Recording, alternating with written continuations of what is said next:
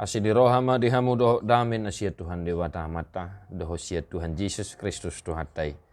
Amin. Shalom mangenang, selamat pagi, salam sehat, salam semangat. Selamat beraktivitas kembali dan mari kita mendengarkan firman Tuhan sebelum kita menjalani aktivitas kita satu hari ini. Yeremia 31 ayat 18. Nunga takas hubege Efraim mangadungi songanon. Nunga dipisang ho au.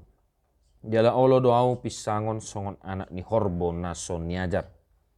Sai homa paubahon rohaku satung saut mubah. Ai hodo Jehovah debataku.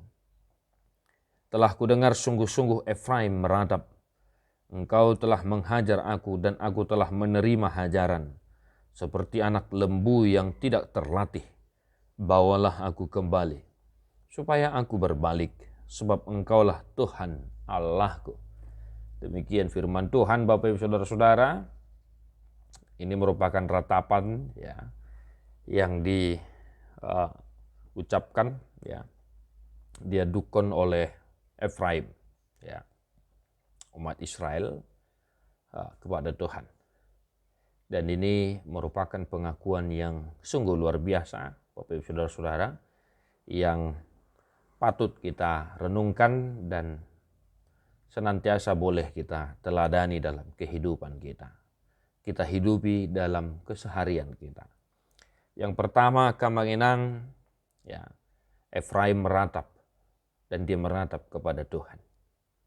Ya, mau ditalak batak mengadung ninnakan jujut najulu mengadung di yakahulon habot niroha. Ya. Dan Efraim meratap kepada Tuhan.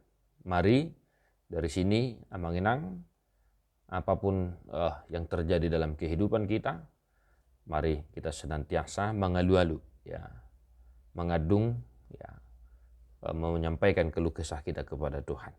Ya. Yang kedua, Efraim mengaku bahwa Tuhanlah ya yang menegur, ya, memicang, ya, menghajar di dalam bahasa Indonesia. Tuhanlah yang menegur dia atas segala sesuatu yang terjadi dalam kehidupannya. Ya. Bagaimana kita merenungkan ya kehidupan kita, keseharian kita. Amanginang, Bapak Ibu Saudara-saudara, mari senantiasa tetap kita sadar diri ya di hadapan Tuhan. Ya. Agar kita senantiasa mengenal diri kita di hadapan Tuhan, sama seperti Efraim yang mengaku bahwa Tuhanlah yang menegur dia. Ya. Yang kedua, jalaolo do pisangon songon anak ni horbon nason niajar. Nah, ini pengakuan yang sungguh luar biasa Bapak Ibu Saudara-saudara. Ya. Aku telah menerima hajaran seperti anak lembu yang tidak terlatih. Ya. Bagaimana kita mau mengaku di hadapan Tuhan dan mau diajari. Ya. Ini yang mungkin ya sudah mulai hilang dalam kehidupan kita Bapak Saudara-saudara. Mungkin di era kita saat ini saking banyaknya kemudahannya, apa-apa kita boleh bertanya ke internet ya. Kita boleh mencari tahu jawaban di internet. Dan kalau ada pergumulan kita bisa mencari tahu jawaban pergumulan kita misalnya karena banyaknya layanan-layanan sosial ataupun yang bisa ya kita hubungi kalau kita ingin curhat tentang kehidupan kita. Jadi ala ni godang niaka ya fasilitas yang boleh kita pakai sehingga kita merasa bahwa kita sudah benar dan kita selalu benar.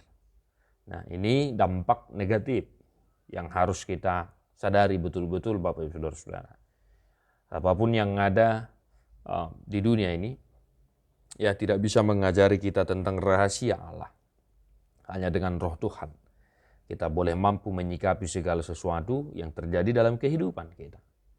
Nah, maulah diajari ya, dan maulah belajar. Ya. Maulah diajari oleh Tuhan dalam kehidupan kita. Saya homa paubahon rohaku. Dalam bahasa Indonesia, bawalah aku kembali supaya aku berbalik. Ya. Dia mau bertobat. Dia mau kembali kepada Tuhan.